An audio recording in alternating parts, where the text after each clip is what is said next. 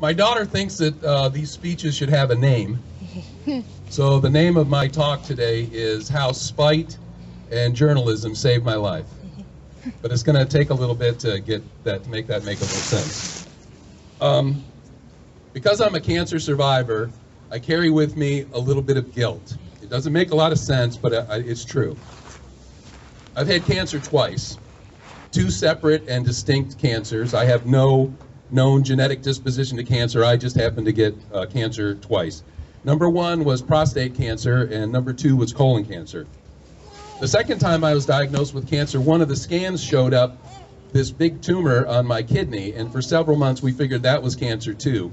And I had a friend who started calling me the cancer magnet. Fortunately, during an operation, we found out that that was just a regular big old tumor on my kidney, not cancer. So I survived, not once, but twice, and probably would have survived 3 times if that kidney had turned out to be something. So why the guilt? Well, when I was diagnosed for cancer the second time, I had a colleague at work whose son was diagnosed, her adult son was diagnosed with colon cancer at the same time as I was. There was one difference. Every time I talked to somebody about my outcomes, I had nothing but positive feelings, that everybody figured my survival chances were very, very good. My colleague's son had a different experience. Everybody knew that he was not going to survive. And actually, when I was home recovering from my surgery, he passed away. A few years later, 2 friends from different parts of my life passed away from cancer in the very same week. When you travel and relay for life circles, you hear a lot of stories, but 2 friends in 1 week is a pretty big blow. My friend Diane died from breast cancer, and my friend Steve passed away from leukemia, just a few days apart. Our Relay for Life team is called Ann's Warriors, New York Division. Ann is my friend from Ohio, was a colleague, and she has metastatic breast cancer. And we actually haven't heard from her in a few days on Facebook, and we're afraid that the end is drawing near for her, and it's been really hard. And so, I've had 2 cancers and survived, and Ann is not going to beat hers. One of my favorite bands is the Tragically Hip. Any Hip fans out there? Yeah. They have a song called Courage, and the song is built around a passage from a book by the Canadian author Hugh MacLennan. And the passage from the book goes like this. You might recognize the song in here.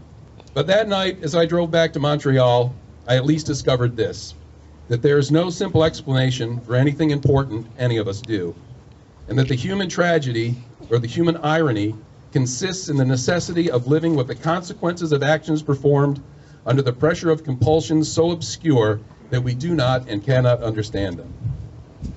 So it was the pressure of obscure compulsions that we do not understand that saved my life.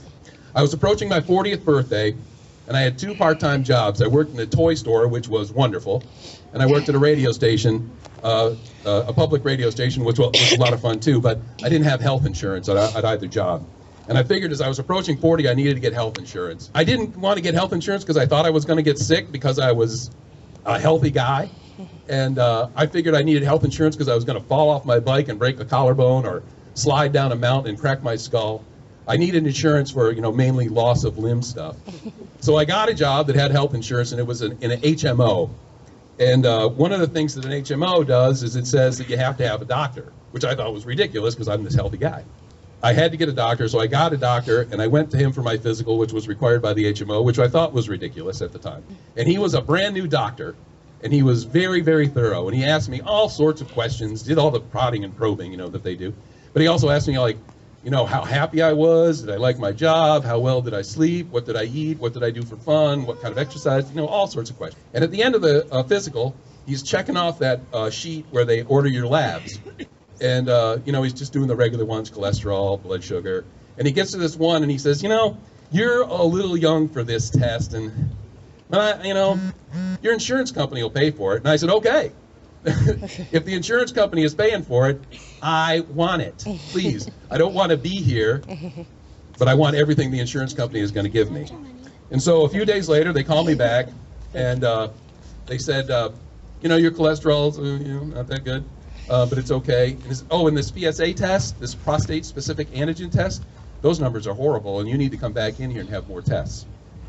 So it took about a year and a half or so of chasing this thing going on in my prostate, which eventually they eventually did find cancer, and I got the operation, and here I am today.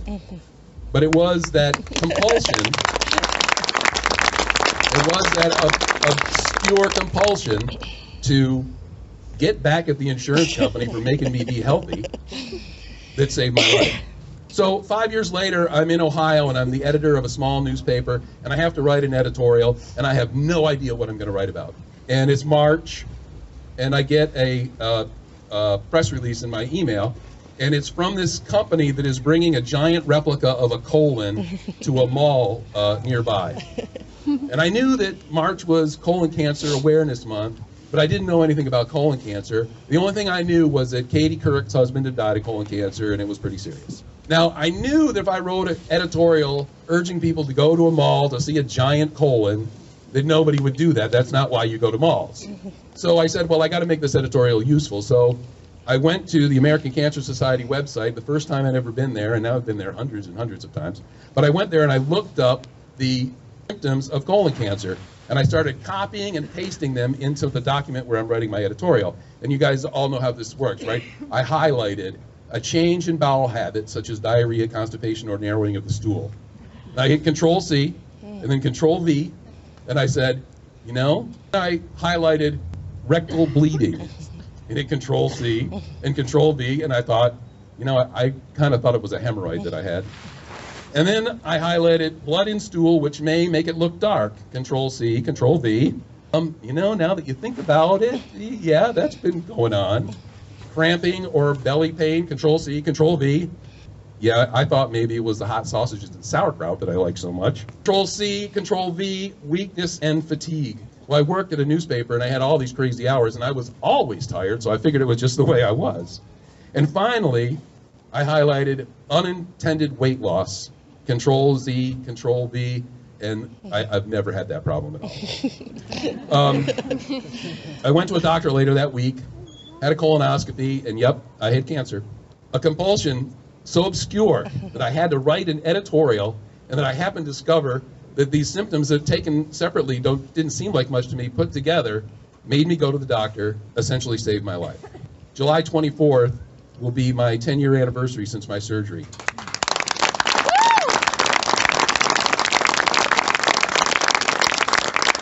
So, the spiteful action against my health insurer, the need to fill some space in a newspaper, is the difference between me standing here or me being one of my friends that passed away. A guilt can't explain, that defy explanation. So I carry for that guilt by being here and raising money for cancer research. This is my 11th Relay for Life.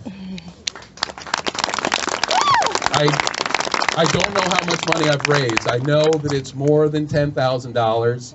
It's probably less than $20,000, but I don't know. And I really don't think it's important, because I've learned that it is the little things, the compulsions so obscure that make a difference. The $1 you will give me for making you a balloon animal over there. And that $1 is one more doctor with one more piece of research that could be the end of us all being here. $1 at a time is all we need.